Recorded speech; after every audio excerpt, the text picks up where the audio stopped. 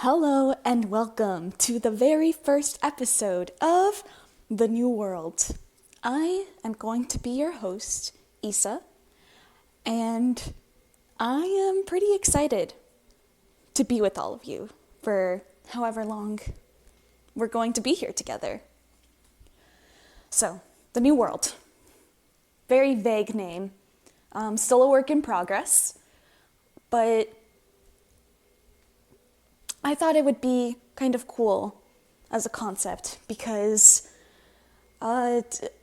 anything can be really defined as new when it might just be sticking a bunch of ideas together or coming up with a better, more progressive thing, idea, contraption. You know, it can be anything. And for me, the version of a new world that I want to see, that I want to experience, is mostly to do with the way that we're working with food and the environment, and to an extent, because those things impact us so much, to an extent it also is the social world around us. And it's really cool to me how every day could be a new world of that. And it applies a lot to the sciences and the concepts that we're going to be looking at in this podcast. So, the New World, for me, is sort of a journey through sustainability and through agronomy. And sustainability is something we're talking a lot about in the news, in social media, maybe your conversations with people, or maybe you're not, and maybe it's just kind of something in the foreground of your mind that you're putting off, that you don't really want to think about because it's hard to imagine something new when progress is, let's admit it, it's slow and it's tedious. And oftentimes it isn't fun for us, progress, because it can't be immediate. And as somebody with ADHD, boy, can I relate to that. And agronomy is also something I feel like, at least if you were raised the way that I was, is something that you don't think about a lot. What is agronomy? Thanks for asking, person on the other end of the screen. So agronomy basically is anything that falls under this field, which is a combination of science and technology, and focuses on fuel, food production. I believe it's also defined as sort of its own economic, placework, economic field, because it's just so broad. Humans have been doing and working in agronomy for so long. I want to say over tens of thousands of years, because if you vaguely remember from history class, it is what has kind of brought us here today, where we get to live in cities and have these urban zones where we don't have to worry about it then. It's just why it's in the foreground of our mind. We don't really care. The most direct interaction, I think, a lot of us in the first world, sometimes even secondary world, have, is we go to the grocery store and we pick up our produce. Even then, you like baking? That cake mix that you're buying, those chocolate chips, those corn meals that you're using for your pudding, it also comes from agronomy. You like houseplants? Houseplants are a part of agronomy. Are you interested in plant genetics? Did you think that your biology class in high school was fascinating because of that. That's part of agronomy.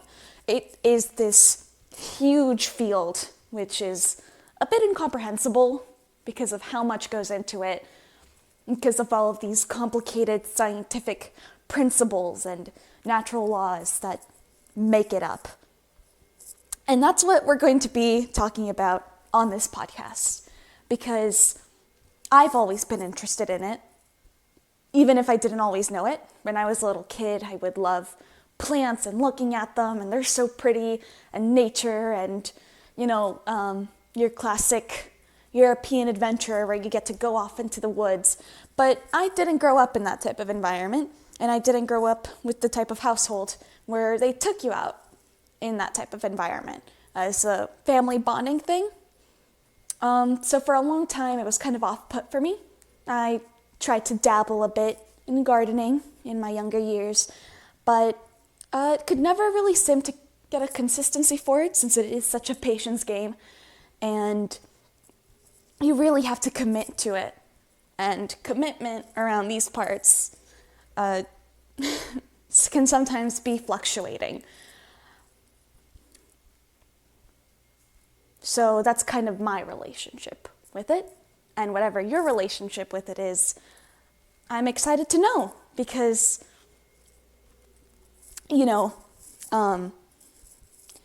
if you're the type of person that does want to understand this huge field and breaking it down, and you're overwhelmed, or maybe you're not overwhelmed, but just need to know that there are other people out there, this is the place.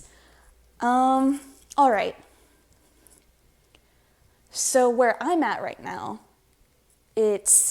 I want to better help make information about urban farming a lot more accessible to people. We're living in an age where it's seeming harder and harder to get access to healthy food and provide the chances that everybody just has as a given right to health, to taking care of their family, to taking care of themselves, to living in safe, stable communities, and whether we know it or not, these are connected. That's a pretty fundamental piece. It's not the main piece, but it's fundamental when you're talking about sustainability. Now, sustainability has 3 pillars. It has the economic pillar, which we're very focused on just because of the society we are. For reference, I live in the United States. I live in the Sonoran Desert, have my entire life. So this sort of thing is very important to me. The economic pillar. Then we have our environmental pillar, which is what a lot of people think about when they think of sustainability. They think of cities where buildings are modified and have plants, and they're more focused about having urban forests, maybe planting more around the city, or having more resourceful uses for plants in maybe biofuels and electric vehicles and that sort of thing, which would put less pollution out of the environment and hopefully lessen our carbon footprint. What most people focus on when they think of sustainability, it's not entirely wrong. It just also isn't entirely realistic. But, we gotta build the stepping stones to get to the whole picture, where we've now focused on the third and final pillar of sustainability, which is the social pillar. Very, very important. The social pillar can be anything from the people living in a certain country, a region, a county, what their lives are like, the type of healthcare they receive, the government that they live in. Maybe we're talking about the government itself, how it works, the laws that are in place to protect those people, to protect the economy, to protect the environment, and sort of their relationship with the other two pillars, which is the economy and the environment. That's really what the social pillar focuses on, and also sort of increasing the happiness of the people. We the people, as the phrase, it's not a euphemism, it's there's another word for it. There's a word for common phrases, like the apple never falls far from... A proverb, that's what it is, proverb. I guess we the people isn't as much as a proverb than it is a famous phrase, but that's besides the point. So that is sustainability. And there have been recent developments in agronomy where they're getting a lot more backlash from communities about these unethical practices within it. We see it a lot with livestock. We see it a lot with third and second world countries about how their workers are being treated, child labor laws that aren't in place, that should be in place. And then also the increasing price of food itself, not even processed foods, but just a simple vegetable. How much a vegetable is supposed to cost. The other day, I was talking to one of my friends, and he was excited because he got to pay less than 10 cents for a carrot. He is 17 years old in high school. He shouldn't have to worry about paying less than $1 for a singular carrot. But it was very funny. It was very funny to me. So that's the sort of thing we're going to be talking about. The relationship between us and the kind of evolving fields within it. Not only that, but also the actual research that goes to it. That goes, that goes together with the world that we're making. I am very interested in this evolving field in agronomy called agroecology. Agroecology, farming, ecology, the study of the environment. So when you combine these two together, you get this field of managing crops and farm work, basing yourself off of the region that you live in and the practices that have been there for maybe even thousands of years that natives have used in order to run your system, so that with the inputs that are already in it, you don't have to add as many outputs, so you can have larger yields of food that go to whatever system, your local city, it doesn't have to be your local city. So yeah, that's the focus of this podcast. And here we're just trying to really be as solutions-based as possible. Because all those things that I've listed before, you've probably heard of to a varying degree. We know that climate change is a thing, and it's been confirmed by science, and now, CEOs and stuff have to deal with all the backlash, and now we have to worry about all over the world what's going on. Or maybe you don't. Maybe you don't really care. Maybe you're just like, I don't want to deal with all of the preachy, overblown, out of proportion drama that's going on when really I'm just trying to live out my life. Perfectly understandable mindset to have. Even in your own life, though, we can make improvements. You don't have to worry about what everybody else is doing. You can just worry about what you're doing and the benefits that you can get out of these new ideas and sciences that are coming out that are going to be more accessible to people nowadays, how our farm work works is that we have all these AI systems that are kind of going to be the future of data analysis, and there were going to be field robots that go in and, modify the crops and that get rid of pests, that manage the water, and that's not very accessible to the general public. It's not very accessible to the farmers that need this for their fields because it is so new, because it is so high tech, because farmers don't actually make that much. Usually a farmer, what they kind of have going on is they manage the field, they have corporations, which they are partnered with, and those corporations are the ones that manage the actual crops, where they go, who they're selling them to, so you can get it at the grocery store. So these farmers are actually not making that much, are spending so much on the data. There are a lot of data companies out there which will track the weather, which will provide farmers with tools for soil analysis, which will give them resources for managing pests. And then now they also have to buy pesticides, and they have to buy new seeds. They have to do all of these things because technology is always changing, and they have to get with the times if they actually want to make a profit, which they hardly don't do, actually.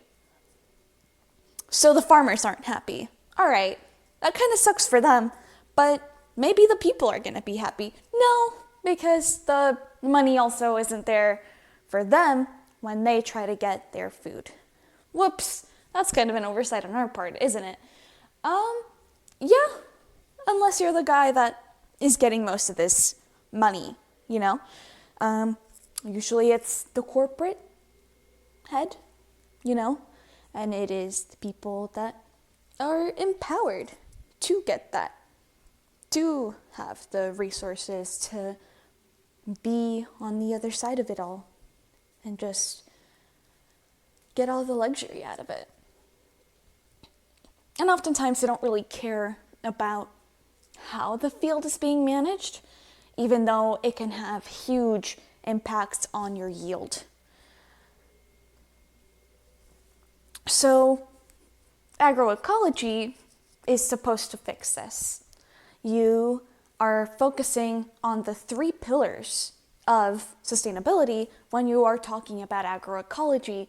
And, you've gone to the grocery store, you've seen the organic label, you've compared it to the GMO label, you've looked at your packaging when you're buying meat, and you're saying to yourself, all right, this is ethically sourced, this is unethically sourced.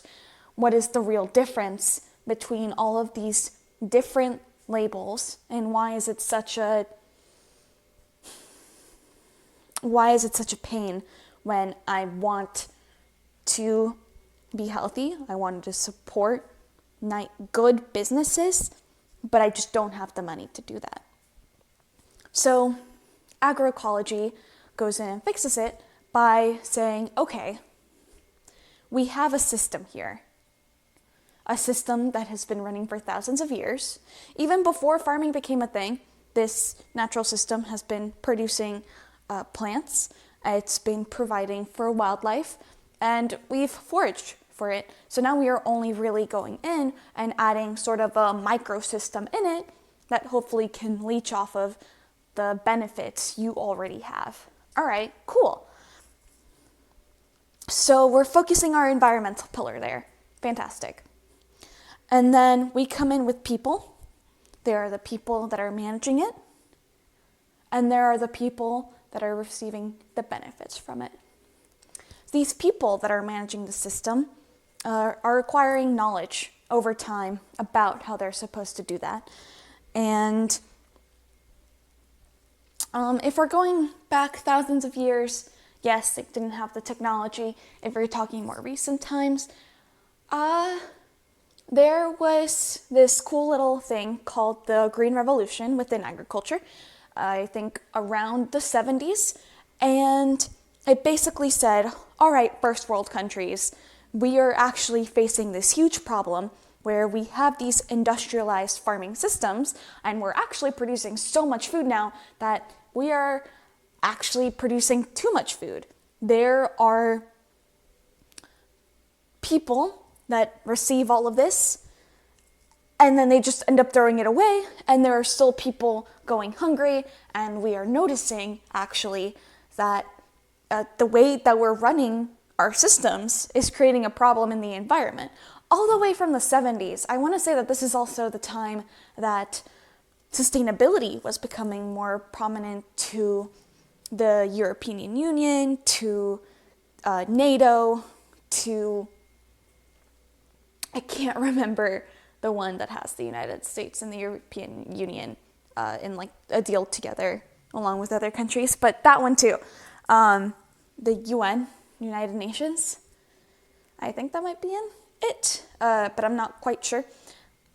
So they noticed this all the way back 50 years ago, all right? And they were like, all right, who are the people that are creating the most carbon footprint? Our cities are creating a lot of carbon footprint. And if we're breaking it down, it comes down to cars, it comes down to, I guess, in general, just transportation. It comes down to how much we're building.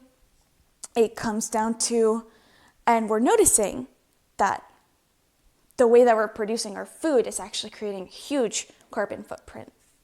All right, so what can we do as a solution? Well, it seems like if the way our food is being produced is the one that is causing the most damage to our environment, we need to have a conversation with farmers, and we need to create opportunities for them to have better systems. Cool, all right. So let's give them technology. Let's create subsidies. Let's see how this works out. So technology was spread. I don't know. I need to look more into the Green Revolution. And once I do have more information for you guys, I will be putting that out there. And once I cross-reference everything, this is just everything from the top of my mind, everything I know so far as my introduction episode. So they go into those countries. A lot of them are Latin American, not really as developed as the United States, as the European Union. And they're like, all right, guys, these are the technologies that we're giving you. Figure it out. I bet you guys will be fine, okay? We've given you some training. We've given you some nice options for you to use. We've given you the crops that you're supposed to use now. This was also around the time that there was a lot of biotechnological advancement. And here's a little note for everybody. Biotechnology, biology, technology. It is pretty revolutionary. A lot of it stems from, we discovered, we can manipulate DNA. That's crazy. But before that, that was the biggest revolution that we've had so far. Or I guess that really set it off for this century to be so focused on biotechnology and biowarfare and these crazy things that we have now. But we've honestly been doing it for thousands of years when we've been breeding livestock and breeding plants to produce more for us. That's, also like the fermentation of cheese and stuff. That's also sort of a type of biotechnology, and the way that we have our alcoholic beverages, also a sort of biotechnology, because we're kind of forcing yeast to go in there and do the work for us, and lactic acid and whatnot. We can focus more on that in some other episode, but today we're just having an overview. So biotechnology, They're like, hey, here, have this. All right, cool. So they start using these systems.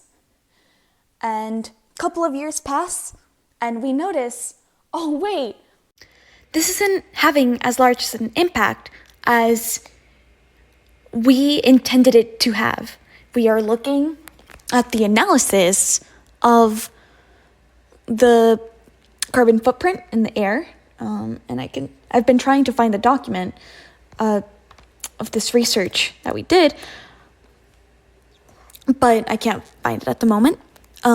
This isn't having as large as an impact as we wanted it to, and since it mostly focused on those less developed countries that already weren't producing as much as first world countries, the ones that were really expanding and taking hold of the world's resources,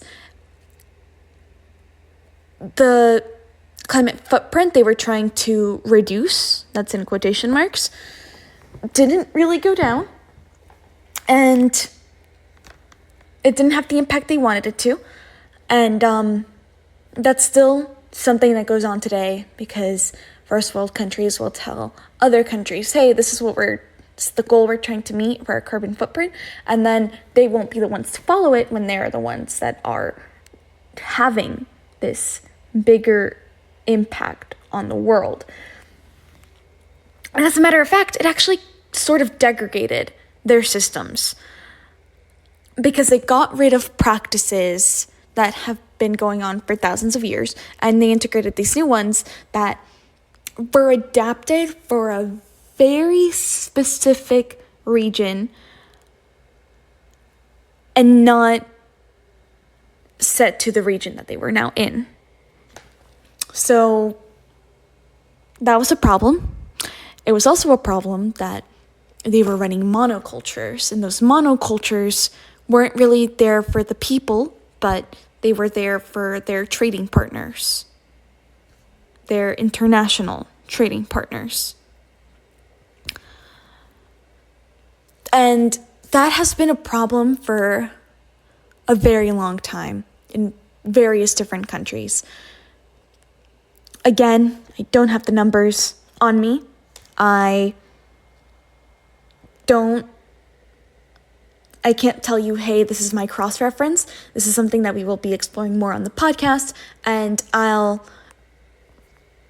put in content warnings and as such as is needed per me getting all of my data points and whatnot together. So yeah. And the Green Revolution has been a pretty significant point in sustainability in agriculture. I can't atone for what most scientists say it was. I can't atone for the impact that is generally believed by officials to it have actually produced. In my eyes, it just seems like it was an attempt.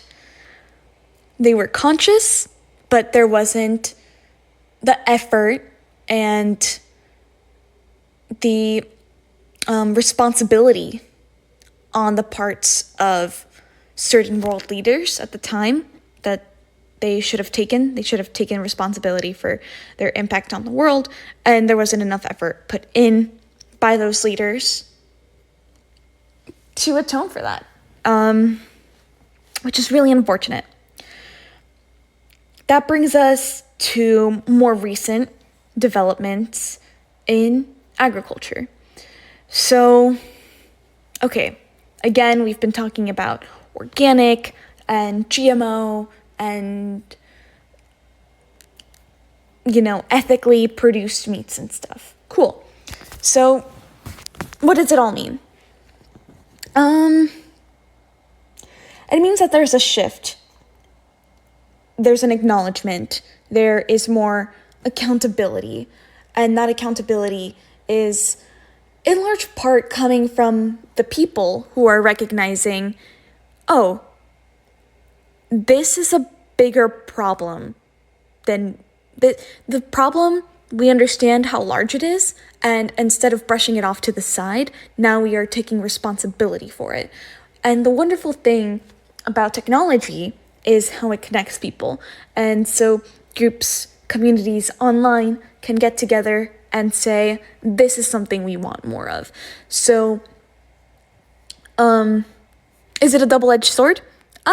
Yes. In this case, it has been helping, because now you're seeing more companies sort of acknowledging, oh, if we want to keep going, we can't be doing it like this. So they're kind of getting into more sticky webs of, all right, how can we twist it, loopholes, stuff like that. But we're not talking about that right now. We're talking about sort of the different aspects of this more sustainable agriculture. So why don't we do a quick little search here so I can give you the rundown.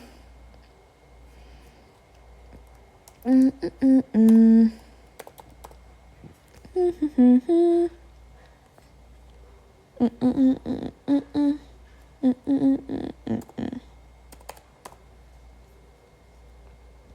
struggling a little here.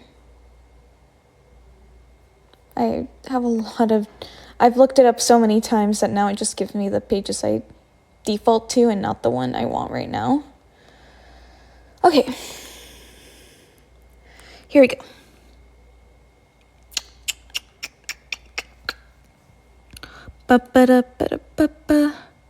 We're sort of cooking now. All right. Well, I can't find exactly what I want, but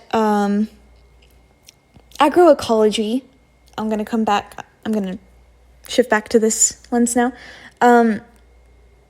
is very important, because all of those things of organic, of ethical, is tied into it. It's what it's fundamentally made out of. So even if a farmer doesn't know that this is sort of what they're leaning toward, even if they're not fully meeting the requirements of it, this is kind of the process. If you've heard of something like permaculture or trying to think of other systems, I know there are others. Permaculture is really like the highest one up there, which is looking at the holistic system. It's one of the most popular ones. It doesn't have as much science to back it, but it's sort of based off of that. I want to give you a more concrete showing. Agroecology is the holistic approach that seeks to reconcile agriculture and local communities with the natural processes for the common benefit of nature and livelihoods. So we're hitting all our sustainability principles. That's perfect.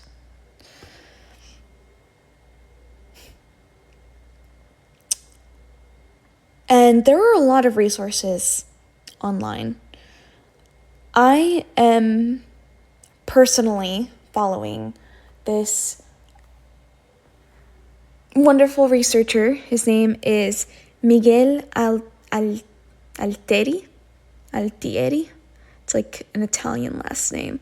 And he is a Chilean researcher who studied entomology, study of bugs, when he was in college. And he was looking for new ways to sort of manage fields with pesticides, with, okay, how do we change the system a bit so that we get the good bugs without, having those bad bugs come in. And that sort of sent him on a loophole, rabbit hole. That's the word I'm looking for, the phrase, of sustainable agriculture. And since then, he has been sort of a pioneer of agroecology. And he's really the one that I'm following right now for his research, especially since he's been pretty loyal to spreading the message and being transparent, when in science, transparency is sometimes hard to find just because of how research is funded and, the ulterior motives of researchers and the institutions that back them, as well as maybe private sectors.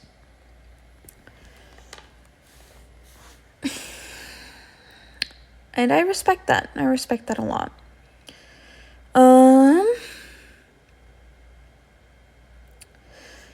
So you might be wondering, why haven't I heard more of this?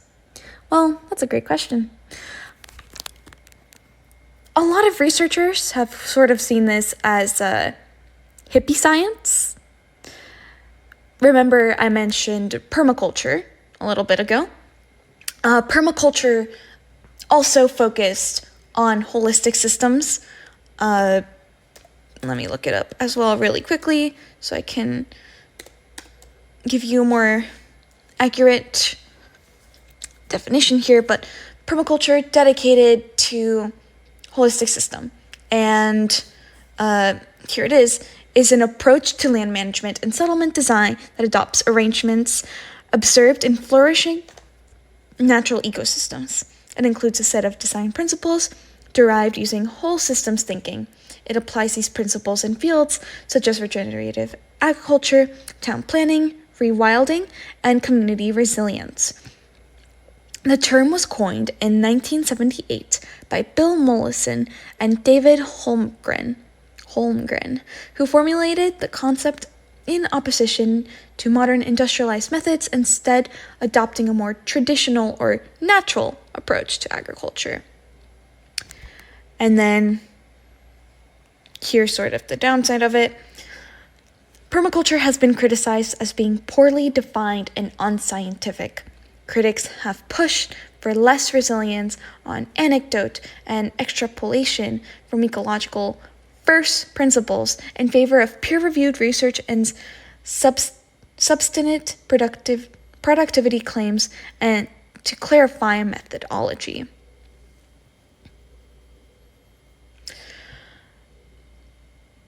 So the whole problem here is that they're sort of, and I'm assuming,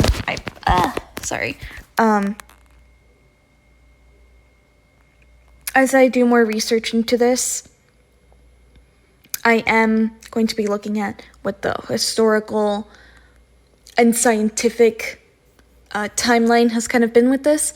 But based that this is from the 70s, and if you don't know much about the 70s, all you need to know, hippies were booming at this age, all right? It was hippie central. And a lot of them were about peace. They were about sort of being connected to your environment, being connected to the energies around and the vibes. These days it's, vibe check, chill. I sound very outdated. I kind of am. But the point is that if you get one of these hippies, you're going to look like a hippie among the others, even if you have the proof for it. So, is that part of the problem? Yeah, it is. Another is that systems that are designed to make a profit don't really want to change so long as they can continue making that profit until they are done leaching it out and then can continue when they've reached the end of the line. Because they just have the means to do so when you have all the money, but not all people can afford that. Which is sort of the problem, isn't it now? And so cacao. I'm looking at the Wikipedia here for agroecology. So yes, the vision here is following agroecology in an urban ecosystem. That really is the vision.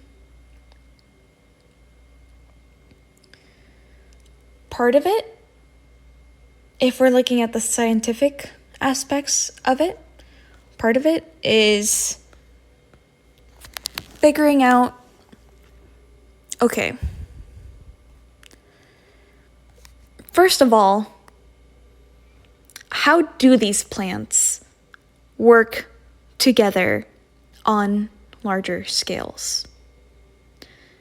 Individually, it's a whole other thing. And now together, that's a lot. There is so much data. And in actuality, in one of these talks that Miguel gave, Mr. Altieri, he was talking about how this is something that you really need to hone in on. You can be working in one system and have so many different theses come out of it because of how much information you can get, so many different things you can look at, and so many different areas of science that you can focus on. The one we're focusing on right now is, all right, we're in an urban food system. How can we make this safe, and how can we produce high yield amounts for the people that we are trying to fight for, really? That is another thing we will be focusing on in this podcast. Microclimates are going to be pretty important here, especially since cities have sort of their own microclimate their own microclimate infamy. For example, in the city that I live in, we have a pretty terrible heat island. It's a huge issue. It sucks to feel it year-round. Last year, we had a month where we were above 110 degrees for 30 days. And right now, as I'm recording this, it's October, and we are just barely getting under 90 degrees in the city that I'm from. We were at 100. I want to say maybe a week ago, maybe 2 weeks ago, still. So yeah, it's harsh. So focusing on those microclimates, making the environment safer and more bearable to live in, safer and more bearable for plants, for your little food system. So what does it mean to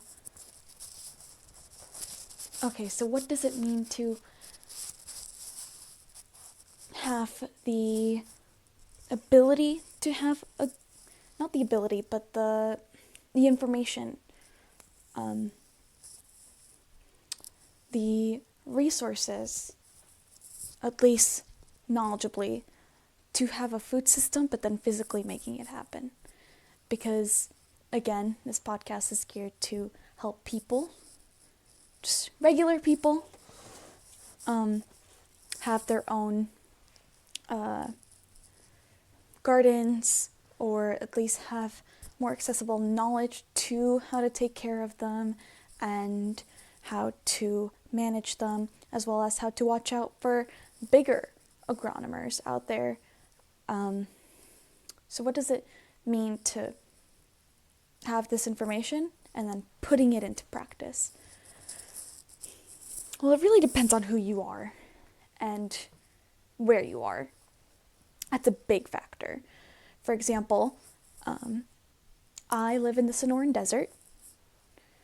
I live in the suburbs. So I have a yard that I can work with. Not everybody has that.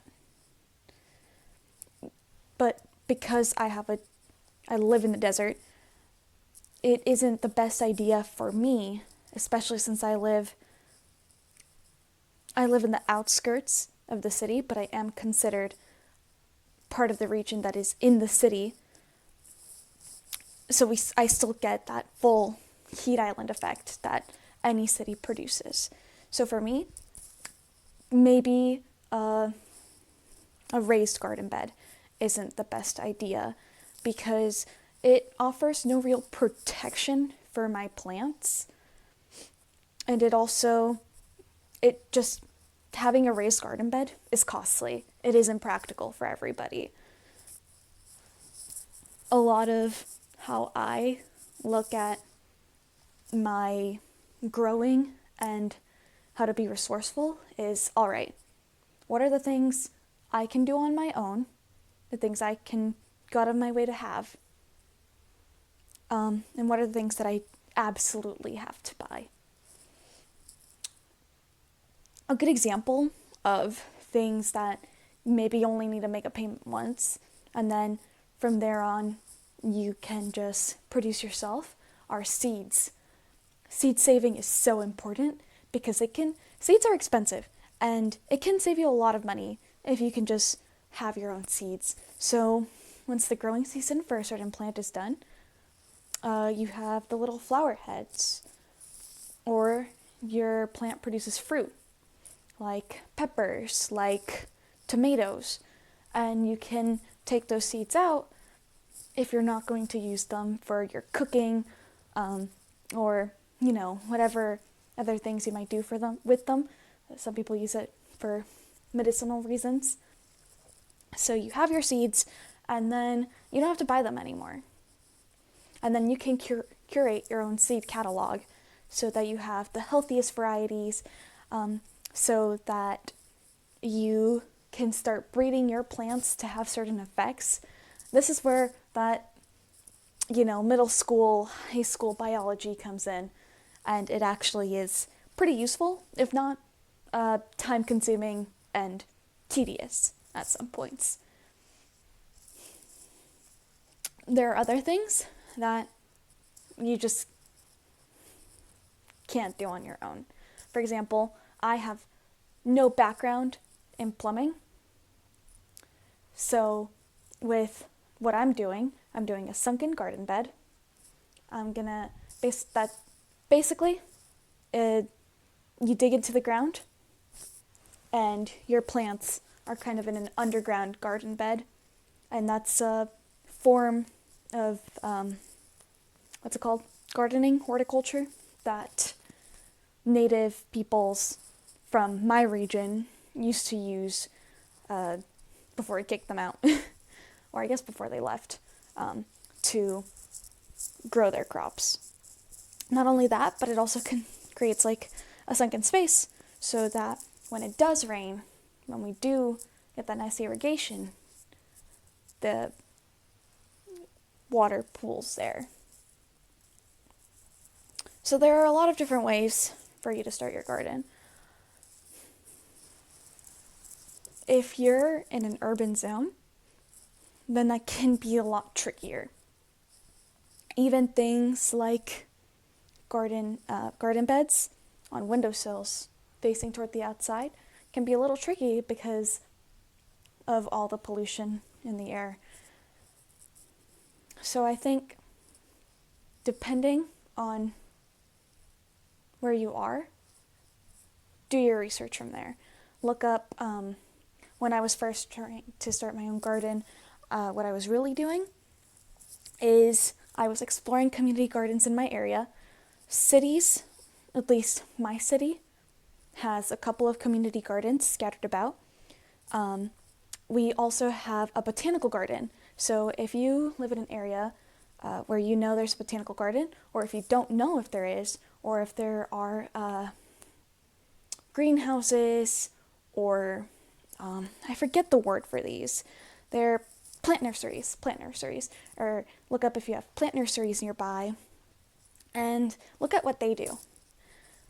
Get to know your community, your plant community, because usually they can point you in the right direction. For example, at one of the community gardens in my area, I went to volunteer, and one of the women there, she was lovely, and she actually showed me this YouTube channel of a woman who makes videos frequently, very, very frequently, for how to garden in my specific area. So with all the problems that I have to deal with, she helps you along with it, which is so useful. I can't promise you that your area will have exactly that, but get to know your community. It also encourages you to grow more. It is sort of a passage of knowledge between different gardeners. And who doesn't like making a couple of new connections? I'm an introvert, but I like branching out every once in a while. What else? All right. So counties typically have extension offices. And I'm not sure if all of them are run by universities. I'd have to check that out. But mine is. Mine is run by one of the biggest universities in my state. And it is very, very well attended to because my state is such a big ergonomic producer. So check out your extension office. If you live in Arizona, U of A has classes, online, in person. They have resources online, not only in the U of A page, but also in their extension page. They have all sorts of things. They're quite useful, if not a bit outdated in some areas and lacking in information in others. But for the most part, I have found them to be useful. And another thing is check out if your area, and this isn't super accessible because you do have to make payments, but check out if your area has Master Gardener classes. Okay. So the Master Gardener classes are, I believe they're 4 months long with an hour of work per day. I think actually the time range on that is between 5 to 7 hours of work per week. And you do have to commit service hours, and you do have to make a payment that is $300 something. So again, not affordable for everybody, but if you do have the opportunity, or if you're curious to see if you can find that Master Gardener's information online somewhere, if you can find Master Gardeners in your area, Master Gardeners, part of their certification, to keep it, they have to have a service to the community. And they will run classes at the extension offices. They usually work hand in hand. And they will do plant diagnostics and help you find out how to best grow in your area. They're lifesavers, in my opinion. I've never personally gone to a Master Gardener for help, but they're a plethora of knowledge, and my botanical garden and extension office and basically anybody that I've encountered that has to do with gardening have all said wonderful things about them. Another resource, and this one is going to be a lot more affordable if you are maybe not in the best financial situation. Libraries. Libraries, at least my library, has a seed catalog that you can rent out for a bit. Not rent, borrow. You can borrow them for a bit, and you can take some seeds, and then you just give it back, and they're just communal seeds.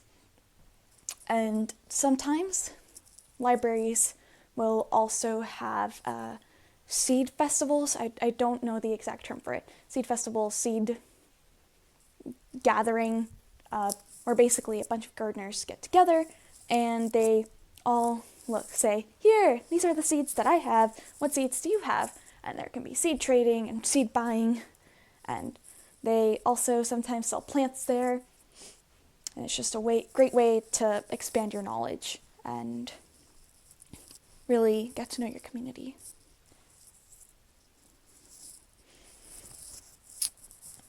Now, going back to this scenario where you live in the city, or maybe you live in the suburbs but don't have the best air quality, or maybe, it's just not a great time to grow things outside right now. The best tip I can give you is find a place in your house where you can get lighting.